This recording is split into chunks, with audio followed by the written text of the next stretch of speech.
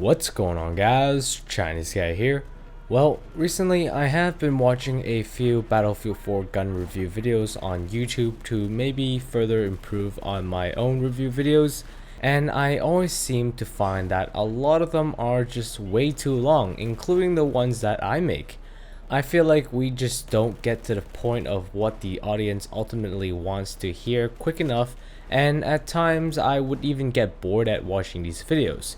So this series is dedicated to making short and sweet, informative videos, and it will be completely different from my extreme gun makeover videos, which if you're a fan of, don't worry, I will continue making those types of videos.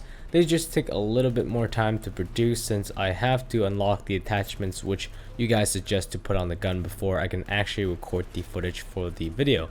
Or I could play on the CT, but I never really seem to find the right servers with the right maps, which is good for infantry play, so I'm kinda in a tough spot, I would say. Anyways, in this video, we will be reviewing the F2000 Assault Rifle, which was from the Battlefield 4 Second Assault DLC in 3 minutes or less. So let's not waste any more time and let's get started. The F2000 has a maximum damage of 24 within 8 meters, and it does drop down to 18 damage at 55 meters.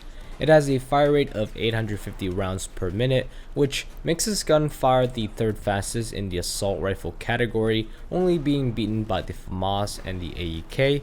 It also has a bullet velocity of 600 meters a second, and if you put a silencer on this gun, it does go all the way down to 320 meters a second, so I would not recommend that.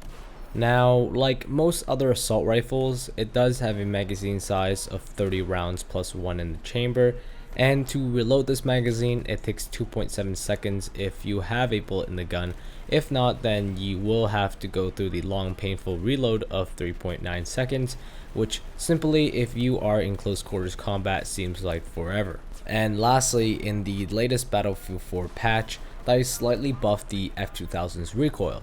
Instead of having a vertical pull of 0.3, it is now reduced to 0.24. And also, instead of having the gun pull 0.4 to the left and 0.5 to the right, it has now been dramatically reduced to only 0.375 to the left and 0.275 to the right, making this gun much more controllable.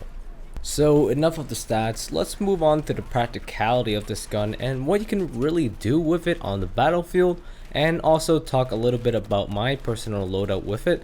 So firstly, I would say the F2000, it's mostly suited for close quarters to medium range combat. I personally think it doesn't excel at all at long ranges, just try to keep your engagements much closer. But with all that said about close quarters combat, I think the major drawback to the F2000 is the reload time. Everything about its stats is really good for close quarters except for the long reload times. It is at 2.9 seconds even if you have a bullet in the chamber, and if you compare it to guns like the M416, it is simply completely poop. So it is extremely important for you to time your reloads, or else you could be caught in a tough situation with you having no bullets in the gun and some guy spraying you down. And lastly, with 30 seconds on the clock, I want to quickly cover my own personal loadout. I use the custom 1.6x F2000 scope because I really like how they're just lines and there is zero visual recoil to it. And then for my barrel attachment, I use the compensator so I can further reduce the side-to-side recoil for more effective control. And lastly, I do have the angle foregrip since the first shot multiplier on the F2000 is quite high at 3, so that helps to reduce it. Anyways, that about wraps up this gun review video of the F2000 within 3 minutes or so.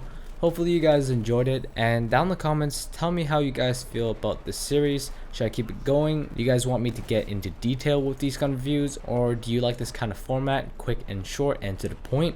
And also tell me which guns you guys would like me to review next in this series. Hopefully I can help you guys out. Thanks for watching. Peace out, guys.